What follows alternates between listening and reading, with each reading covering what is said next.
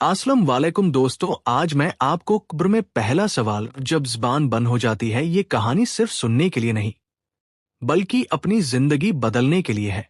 एक दिन ऐसा आएगा जब इंसान बोलना चाहेगा मगर उसकी ज़बान साथ नहीं देगी और उसी वक्त उससे जिंदगी का सबसे बड़ा सवाल पूछा जाएगा।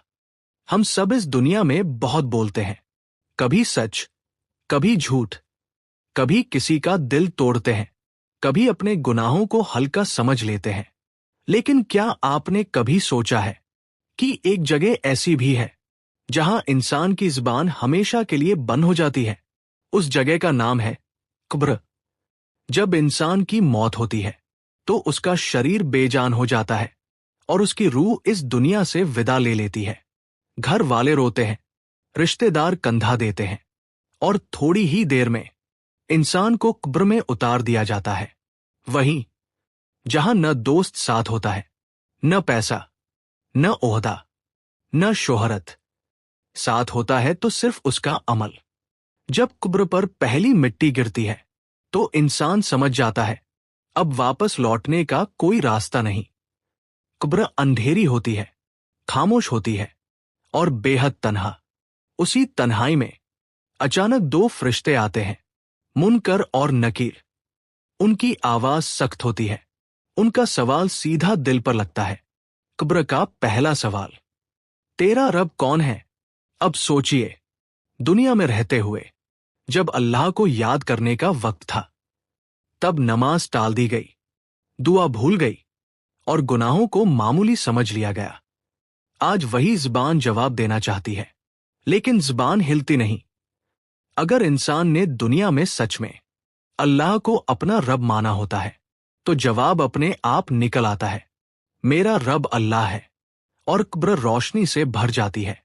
फिर दूसरा सवाल पूछा जाता है, तेरा दीन क्या है? दुनिया में दीन सिर्फ नाम तक था।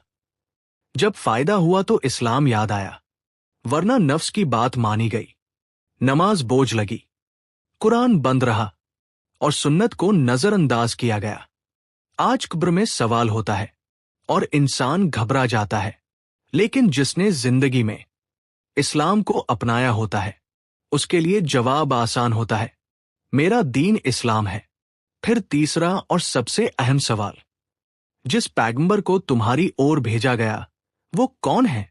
अगर दुनिया में नबी मोहम्मद सल्लल्लाहु अलैहि वसल्लम का जिक्र सिर्फ बातों में था, उनकी सुन्नत जिंदगी में नहीं थी और उनकी मोहब्बत सिर्फ दावों में थी, तो यहां ज़बान लड़खड़ा जाती है। लेकिन जिसने नबी मोहम्मद सल्लल्लाहु अलैहि वसल्लम को अपना रास्ता बनाया होता है वो पूरे यकीन से कहता है वह अल्लाह के रसूल मोहम्मद अलैहि वसल्लम है। जिस इंसान ने इन तीनों सवालों के सही जवाब दे दिए उसकी कब्र जन्नत का बाग बन जाती है। ठंडी हवा चलती है, रोशनी फैल जाती है और उससे कहा जाता है सुकून से सो जा। लेकिन अगर जवाब नहीं बन पाए तो कब्र तंग हो जाती है, अंधेरा बढ़ जाता है और इंसान पछताता है।